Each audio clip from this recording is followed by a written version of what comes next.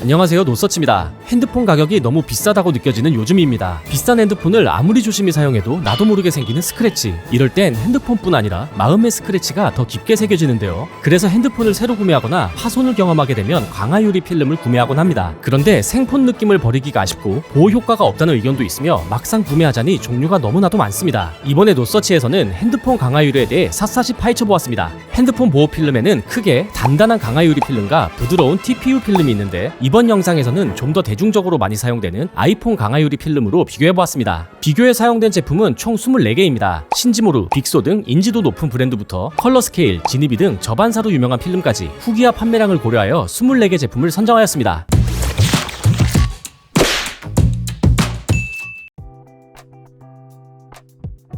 파트 1 가격과 지원 기종, 파트 2 크기와 부착 편의, 파트 3 보호력과 내구성, 파트 4 조작감, 파트 5 화질, 총 5가지 항목으로 비교하였으며 추천 제품까지 선정하였으니 끝까지 확인해주세요. 파트 1 가격과 지원 기종. 먼저 가격입니다. 제품에 따라 한 장 단위 또는 2장 이상으로 구매가 가능한데요. 한 장당 가격을 기준으로 보면 1만원 미만의 제품들이 많았습니다. 그중 디지지, 신지모루 2.5D, 마크샵, 빅소 2.5C, 로렌텍이 한 장당 2,000원대로 가장 저렴했는데 신지모루 2.5D와 로렌텍은 이 가격대에는 흔치 않은 부착 가이드 툴까지 포함되어 있었습니다. 반면 컬러스케일, 벨킨, 테슬라, 아쿠바는 가이드 툴을 제공하지만 3만원 이상으로 매우 비쌌고 그중 아쿠바는 무려 65,000원으로 가장 저렴한 제품의 30개 가격과 비슷했습니다. 아무리 좋은 제품이라도 내가 사용하는 핸드폰과 호환되지 않는다면 사용할 수 없는데요. 24년 12월 기준 대부분 아이폰 12부터 16 시리즈용을 판매 중이었는데 힐링실드 AR은 아이폰 16 시리즈만, 아쿠바는 14와 15 시리즈의 프로와 프로 맥스용만 출시되어 있었습니다. 강화유리 필름은 다른 소재에 비해 두꺼워 지문인식이 원활하지 않은 경우도 있으며 갤럭시 폴드는 얇은 TPU 필름을 많이 사용하기 때문에 비교에 사용된 강화유리는 갤럭시를 지원하는 제품이 상대적으로 적었습니다. 각 제품별 지원 가능한 핸드폰 모델은 시점에 따라 차이가 있는데요. 노서치 홈페이지에서 내 핸드폰 기종을 지원하는 강화유리와 케이스를 쉽게 확인하실 수 있습니다. 파트 2 크기와 부착 편의. 강화유리는 일반적으로 핸드폰 액정보다 조금 작은데 제품별로 크기 차이가 있습니다. 액정과의 크기 차이가 적을수록 넓은 면적을 보호할 수 있는 장점이 있지만 너무 크다면 핸드폰 케이스와 같이 사용하는 경우 케이스가 강화유리를 눌러서 들뜰 수도 있습니다. 아이폰 16의 액정 크기는 가로 71.6mm, 세로 147.6mm이며 면적으로 보면 약 1만 제곱밀리미터 정도인데 마크샵, 빅소 2.5C, 신지모루 2.5D와 지문인식, 슈피겐, 빅소, 벨킨 제품이 90% 이하로 보호 범위가 좁았고 빅소 4D, 신지모루 3DX, 링케 등 10개 제품은 93% 이상으로 보호 범위가 상대적으로 넓은 편이었습니다. 일반적으로 베젤띠가 포함된 제품이 크기가 큰 편이었는데요. 베젤띠가 있으면 테두리와 필름 사이에 먼지가 끼는 것을 가려주는 심미적 효과가 있으며 테두리를 따라 빛이 일렁이는 무지개 현상을 방지하기도 합니다. 실제로 베젤띠가 있는 제품에서는 무지개 현상이 보이지 않았고 베젤띠가 없는 제품에서는 모두 무지개 현상이 관찰되었는데 신지모루 2.5D와 슈피겐 제품이 상대적으로 무지개 현상이 덜했습니다. 간혹 베젤띠로 인해 화면이 가려진다는 후기가 있기도 한데요.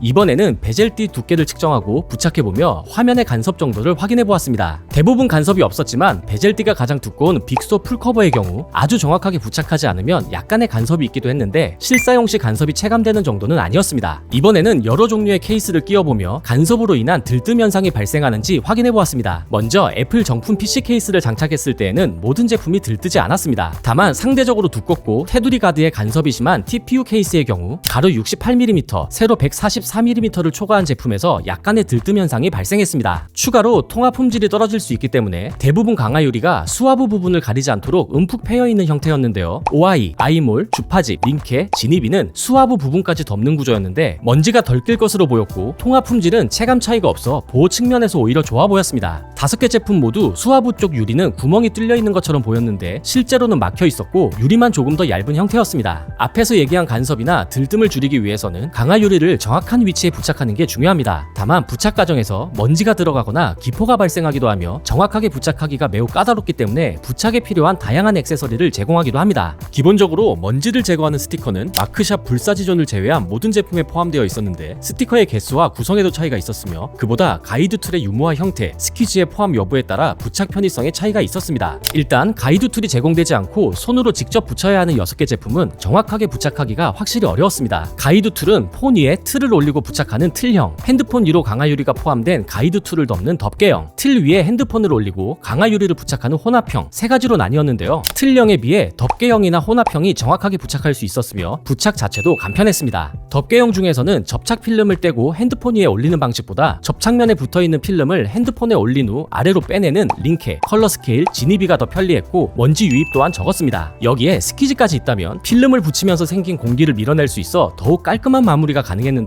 오아이, 힐링실드 2개 제품, 링케, 주피겐, 테슬라 102, 컬러 스케일, 아쿠바 8개 제품이 스키즈를 포함하고 있었습니다. 정리하면 액정과의 크기 차이가 적어서 보호 범위가 넓은 제품은 베젤띠가 포함된 15개 제품이었으며 가이드 툴과 스키즈를 고려한 부착 편의성은 링케와 컬러 스케일이 가장 좋았습니다.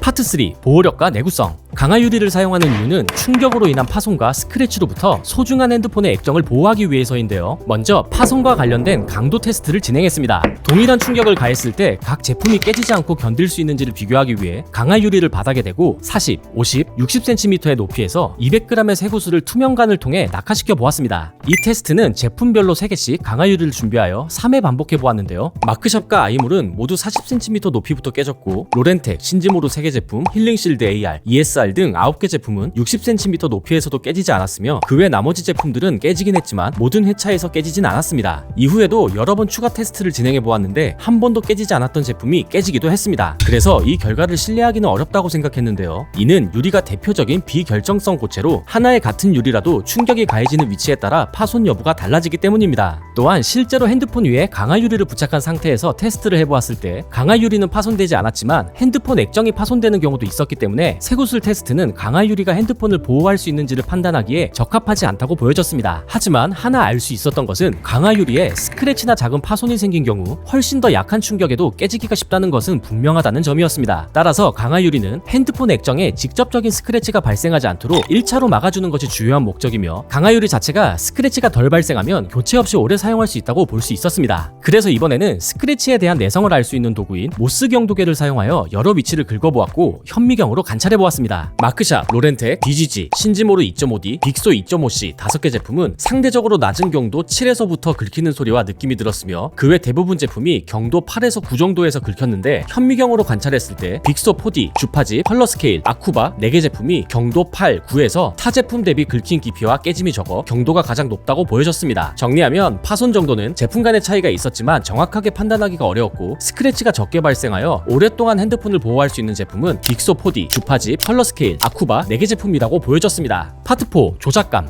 강화유리를 부착하면 아무래도 생폰과는 느낌이 달라질 수 있습니다. 먼저 그립감 정도를 비교해보기 위해 무게를 측정해보았는데 무게 자체가 10g 내외로 가벼웠고 제품 간 차이가 최대 5g 이내로 체감되기에는 너무 작은 차이였습니다. 반면 두께에서는 그립감 차이를 살짝 느낄 수 있었는데요. 케이스를 함께 사용한다면 케이스 테두리가 강화유리보다 두껍기 때문에 차이를 체감하기 어려웠지만 생폰에 강화유리만 씌워 사용하는 경우에는 마크샵, 벨킨, 신지모루 지문인식, 빅소 2.5CX와 같이 0.6mm 이하의 얇은 제품이 걸리적거리는 느낌이 확실히 덜했습니다. 핸드폰 터치감은 표면 코팅이 영향을 미치기도 하는데요. 핸드폰 디스플레이 자체에 특수한 코팅 처리가 되어 있는데 시간이 지날수록 이 코팅이 벗겨지게 됩니다. 오래된 핸드폰을 사용하다가 새로운 핸드폰으로 교체하면 더 부드럽다고 느껴지기도 하는데 이 차이는 기기 간 차이도 있겠지만 코팅에서 비롯됩니다. 실제로 새 핸드폰과 장기간 사용한 핸드폰을 비교해보면 터치감 차이도 느껴지지만 새 핸드폰은 수성펜으로 그어도 자국이 남지 않고 물방울도 동그란 형태를 유지하는 반면 오래 사용한 핸드폰은 코팅이 닳아 수성펜이 그어지고 물방울이 퍼져 타원형 형태를 띠게 됩니다. 그래서 오랜 사용에도 부드러운 터치감을 유지하기 위해 강화유리를 사용하기도 합니다. 동일한 방법으로 강화유리 위에 수성펜과 물방울 테스트를 진행해 보았는데요. 모든 제품이 수성펜이 그어지지 않고 물방울이 온전한 형태를 유지하여 새 핸드폰과 비슷한 수준의 코팅 처리가 되어 있음을 알 수 있었는데 제품 간 차이를 확인하기는 어려웠습니다. 추가로 생폰의 터치감을 기준으로 삼아 제품 간의 매끄러운 터치감 정도를 비교해 보았는데 오아이, 신지모루 2.5DS, 빅소 2.5CX 등 7개 제품이 생폰과 유사하게 매끄러운 터치감이 느껴졌으며 링케와 컬러 스케일은 오히려 생폰보다 더 부드러웠습니다. 마지막으로 제품 간 터치 인식률의 차이가 있는지 직접 타이핑을 해보며 터치를 많이 요구하는 게임을 통해 비교해보았는데 제품 간 차이를 느끼기는 어려웠습니다.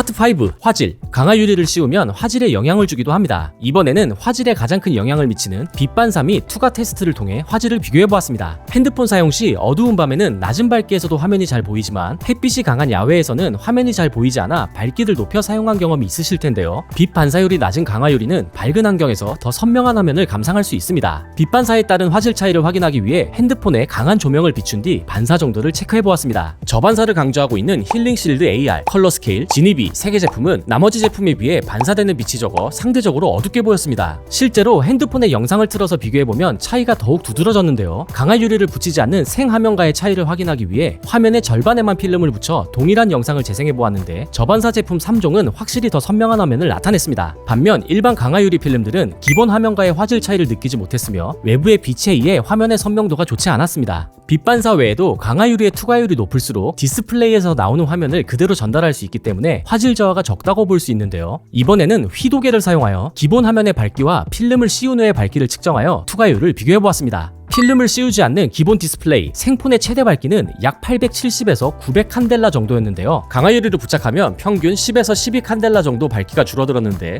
그중 링케와 신지모르 3DX는 마이너스 6.5 칸델라로 하락폭이 가장 적었으며 아이몰은 마이너스 23 칸델라로 하락폭이 가장 컸는데요. 차이를 육안으로 체감하기는 어려웠습니다. 반면 저반사 필름 3종은 오히려 생폰 화면보다 밝기가 증가했는데요. 디스플레이 내부에서 발생하는 빛 반사를 줄여 통과하는 빛이 많아져 더 높은 수치가 나타난다고 보여졌습니다. 최대 밝기에서 저반사 필름과 일반 강화 유리 필름 간의 밝기 차이는 30에서 40 칸델라 정도였는데 화질에 아주 민감한 사람이라면 약간의 차이를 느낄 수 있는 정도라고 보여졌습니다. 마지막으로 강화 유리가 전면 카메라를 뒀기 때문에 생폰과 강화 유리를 부착한 상태에서 사진을 촬영하여 비교해보았는데 육안으로는 화질에 큰 차이를 확인할 수 없었습니다. 정리하면 저반사 제품인 힐링실드 AR, 컬러 스케일, 지니비가 화질 측면에서 가장 좋았습니다. 화질 테스트에서 빛 반사를 제외하면 노서치 직원들은 차이를 체감하기 어려웠는데 저희가 막눈일 수도 있으니 민감한 분들은 수치와 실제 화면을 보시고 판단하시는 것을 추천드립니다.